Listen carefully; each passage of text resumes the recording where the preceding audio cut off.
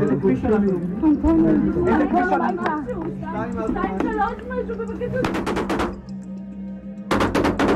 תצילו אותנו. בבקשה.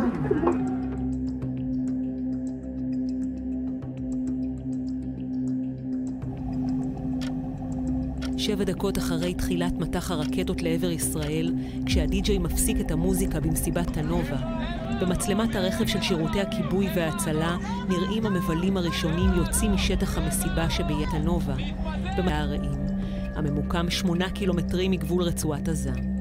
מאות רבות ניסו להתקדם לאורך כביש 232 צפונה ודרומה, ועשרות מהם תפסו מחסה במיגוניות המפוזרות לאורכו.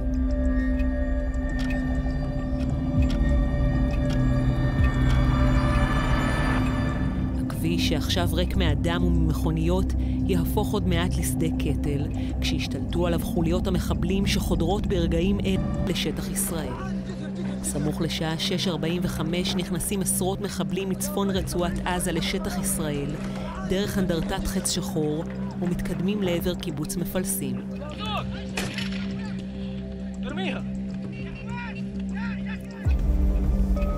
במצלמות האבטחה של הקיבוץ כבר אפשר לראות את המכוניות של האזרחים שניסו למצוא מחסה ממטח הרקטות, ונמצאים עכשיו בתוך המיגונית. לא הרחק משם, אזור מפלסים נחשב כבר לשטח כבוש. בשעה 7:35 המחבלים מגיעים בהמוניהם ומסתערים על המיגונית שבה מסתתרים 5 אנשים. הם זורקים רימונים, יורים לתוכה ומוודאים הריגה באחד מהם. מיד אחר כך אחד המחבלים בוזז את הנרצח ומתקשר מהטלפון שלו להוריו שבעזה להתגאות במעשה. היי אבא! أبا أنا قاعد بكلمك من جوا مفلسين، شوف كيف قتلت بإيدي يابا، ابنك قتل يهود، هاي دخل مفلسين يابا.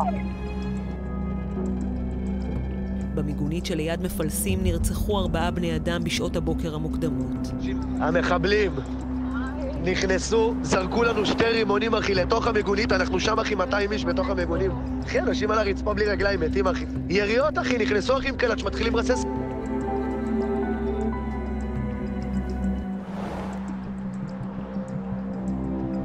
15 קילומטרים מצומת גמה, מחבלים שהגיעו מצפון הרצועה, חודרים לקיבוץ אלומים.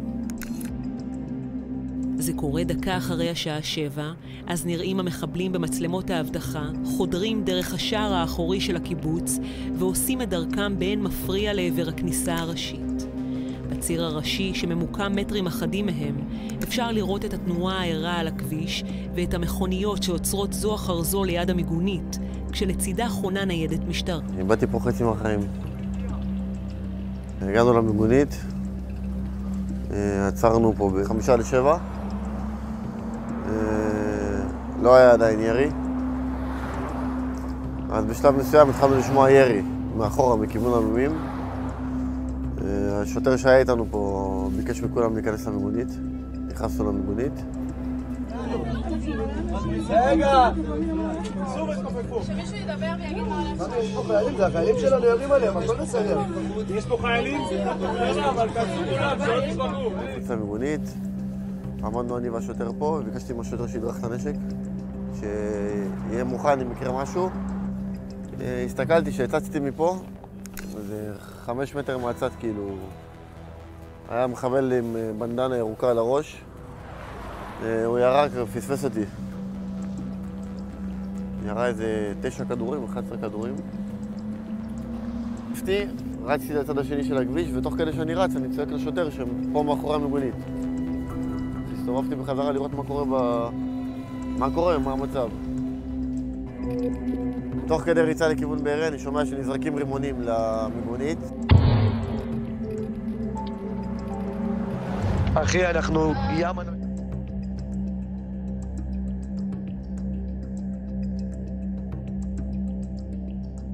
כדי ריצה, אני רואה רכב של סקודה, אוקטביה, לבנה, נוסע לכיוון המיגונית. קפצתי לכביש, עצרתי את הסקודה, ירדו 3 שוטרי יס"מ, שהם פרקו מהסקודה ורצו למיגונית ברגל, והם הבריחו את המחבלים שהיו במיגונית. איזבלה בשלב מסוים יצא לראות מה קורה איתי, והיא יצאה לכיוון ההתחלה של המיגונית, והיא נפצעה מהרימון ברגל וביד, ונכנסו אחרי זה וירו בה. מתן הגיע לשם בשעה 6:58 בערך, והם היו שם ב7:10. הוא חייג לאמא שלי בשיחת וידאו, ואמר לה את המילים הבאות: תשמרי על האחים מאוחדים, תשמרי על עצמך בריאה, אני לא יודע אם אני אחזור, עד לפיצוץ הרימון שבעצם השתיקה את השיחה.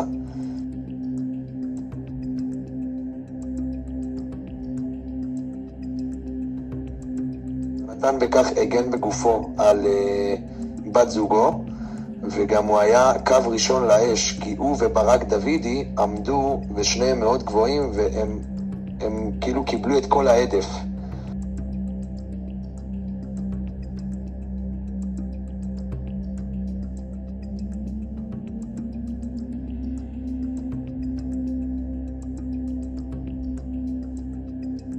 אומר שמתוך המיגונית, מתוך 8 שנרצחו, 32 שרדו.